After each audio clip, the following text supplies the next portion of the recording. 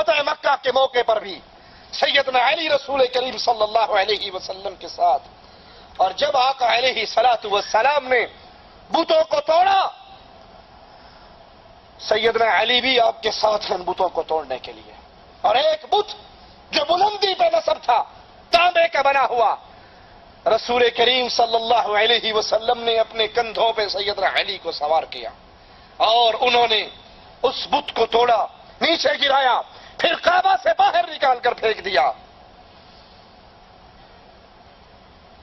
علی سے محبت کے دعوے کرنے والوں، علی کا نام بھی لیتے ہو، محبت کا دعویٰ بھی کرتے ہو، اور پختہ قبریں بنا کر اس پہ سجدے بھی کرتے ہو. اگر علی سے محبت ہے، علی نے تو اللہ کے علاوہ پوجے جانے والے ہر بت کو توڑا. اپنے ایک شاگرد سے کہا، میں تیرے ذمے وہ کام نہ لگاؤں جو محمد رسول اللہ نے میرے ذمے لگایا تھا صلی اللہ علیہ وسلم. کہا کیوں نہیں؟ کہا جاؤ ہر بت کو توڑ ڈالو، ہر پکی قبر کو توڑ ڈالو، ہر اونچی قبر کو زمین سے ملا دو، ہر تصویر کو مٹا ڈالو. وہ مواحدوں کے امام تھے، وہ مواحدوں کے خلیفہ تھے، وہ رسول کریم صلی اللہ علیہ وسلم کی تربیت یافتہ تھے. انہوں نے شرک کو جڑوں سے اکھاڑ پھینکا تھا. تم اس کا نام لے کے شرک پھیلاتے ہو، دربار سازی کرتے ہو، درباریں قبریں پکی بناتے ہو، اوپر قبے اور جبے بناتے ہو، اس کا طواف کرتے ہو، اس پہ سجدے کرتے ہو، اور پھر نعرہ لگاتے ہو علی ہم تو تیرے ہیں.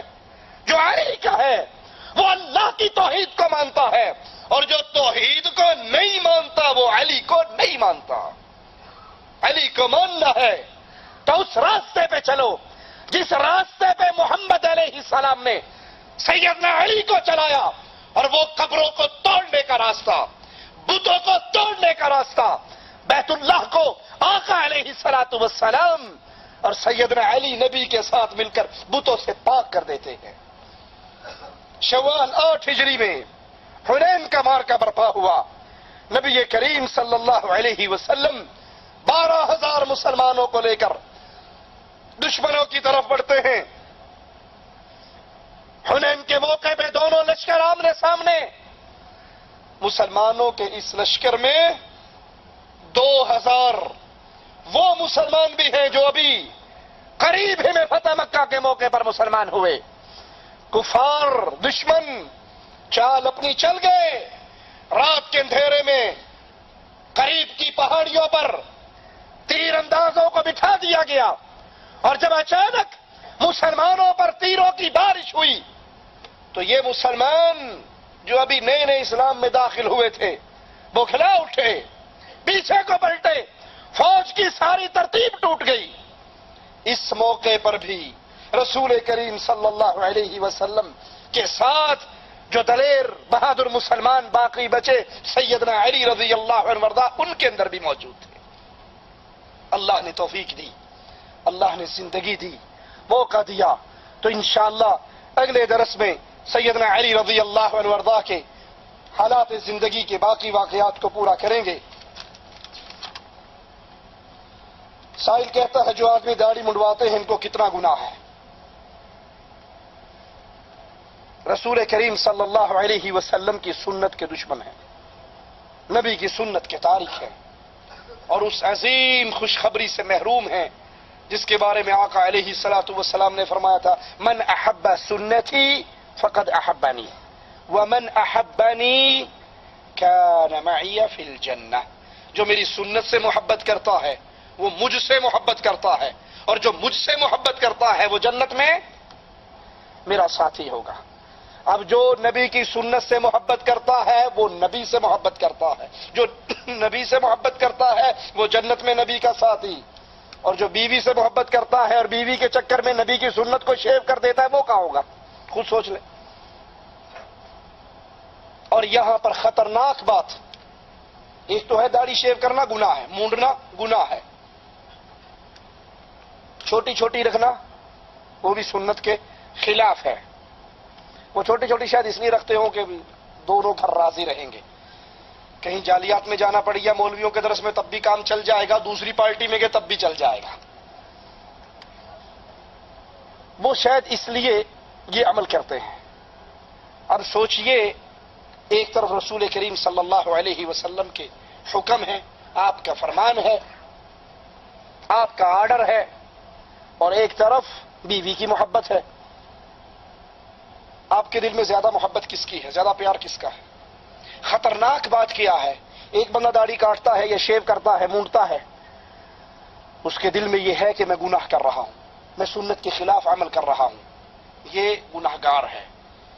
ایک وہ بدنصیب ہے جس کو داڑھی سے نفرت ہے، جس کو داڑھی سے نفرت ہے. وہ داڑھی والے کہ داڑھی بھی کوئی چیز ہے. یہ پرانے دور کی باتیں ہیں. داڑھی فرسودہ اسلام ہے. داڑھی والا، برخے والا، داڑھی والا، پردے والا، یہ فرسودہ پرانے اسلام کی باتیں ہیں.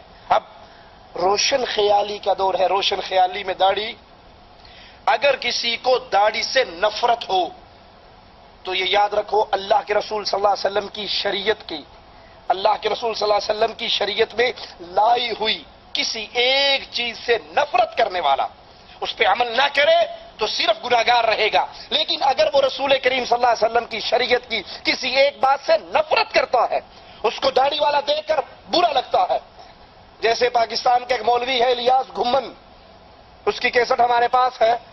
وہ شیخ عبدالعزیز نورستانی پشاور کے ایک بہت بڑے عالم ہیں جن کی بڑی لمبی داڑھی ہے. اب لمبی داڑھی رکھنا کس کی سنت ہے؟ حدیث میں آتا ہے رسول کریم صلی اللہ علیہ وسلم کی داڑھی پورے سینے کو ڈھانپتی تھی. ٹھیک ہے، اللہ کے نبی کا حکم ہے وفروا اللحى، داڑھیوں کو زیادہ کرو. وفروا ای کثیروا، اس کو بڑھاؤ. ابو بکر، عمر، عثمان، علی، ان چاروں خلفاء کے بارے میں حدیثیں ہمیں بتاتی ہیں کسی کی داڑھی لمبی تھی، کسی کی داڑھی چوڑی تھی، کسی کی داڑھی گھنی تھی. یہ بڑی داڑھیوں والے، وہ ظالم داڑھی سے نفرت کرتے ہوئے کہتا ہے کہ یہ نورستانی کو دیکھ لو جیسے سکھ بیٹھا ہو. اس کی داڑھی لمبی ہے تو لمبی داڑھی سکھوں کی ہوتی ہے.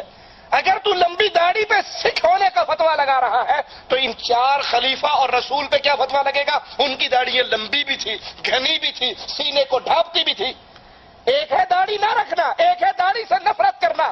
جو رسول کی شریعت کی کسی ایک بات سے نفرت کرے وہ دائرہ اسلام سے خارج ہو جاتا ہے، نواقض اسلام کا مرتکب ہوتا ہے.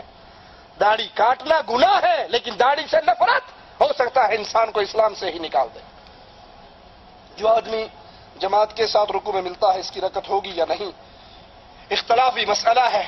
کچھ علماء کا یہ فتویٰ ہے کہ اس کی رکعت ہو جاتی ہے، اور کچھ علماء کا یہ فتویٰ ہے کہ چونکہ اس کی فاتحہ اور اس کی قیام دونوں رکن سے رہ گئے اس لیے اس کو رکعت دہرانی چاہیے. تو افضل یہی اختلاف سے بچتے ہوئے اپنی رکعت کو دوہرا لیجیے.